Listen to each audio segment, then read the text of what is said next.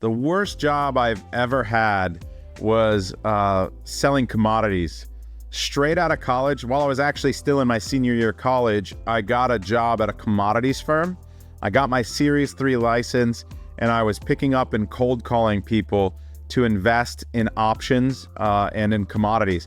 Now, one of the most risky investments you can possibly make, it was something that I felt terrible telling people to invest in something, to buy these options with huge commission payments, and most of the time they would lose their money. Those options would go the wrong way, or they had so much to overcome. Now, this is early 2000s. A lot of regulations have come into the market.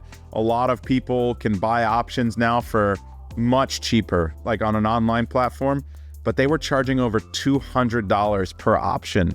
And then that was the commission that you would make. I closed several clients that lost their money, and I quit because I felt so terrible convincing someone to invest in something that went to nothing. To this day, I still remember a couple of my clients. One of them was an old lady that I'm sure isn't around anymore, but I felt terrible having her wire money and then watching her investment go down. So definitely one of the worst jobs I've ever had was, I felt like I was hurting people, not helping them.